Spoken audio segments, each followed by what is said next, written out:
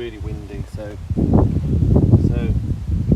what we're doing is going to try this, which is a new dent puller.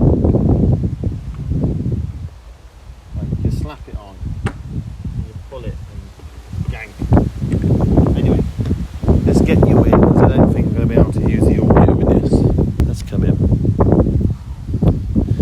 You can just watch the repair, if it works. Right. So, if it's overdone, I apologise.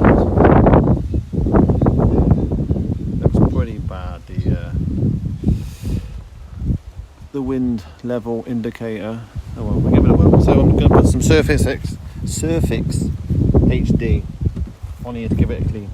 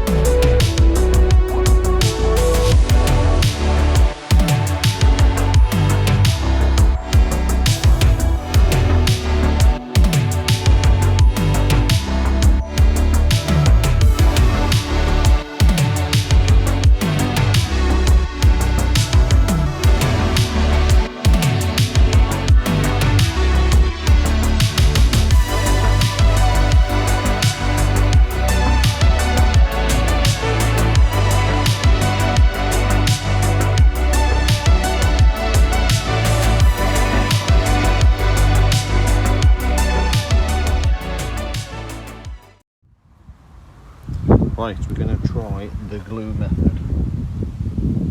It's just started raining, so you never know.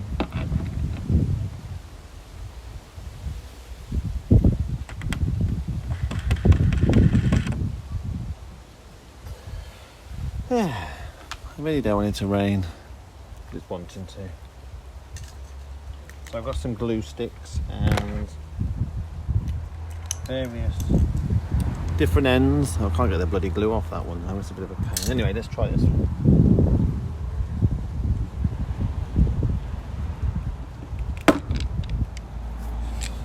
That didn't last long.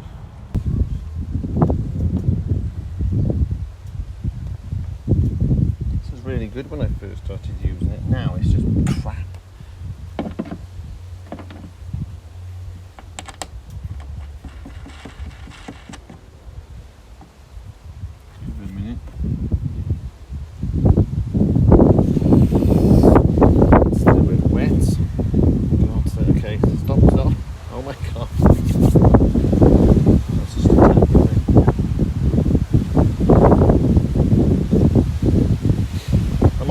Taking the inside out and bashing it back through. That might be easier.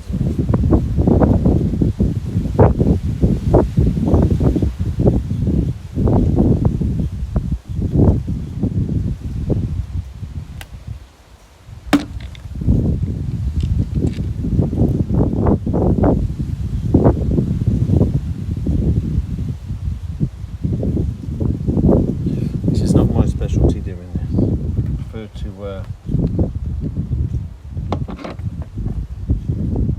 pull it with a puller.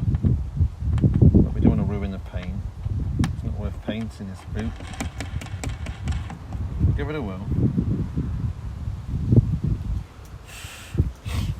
I think the glue sticks aren't the best. I could do with better glue sticks.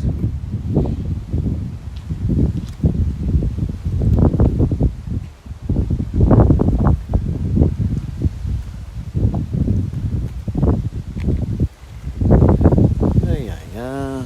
That's the rain.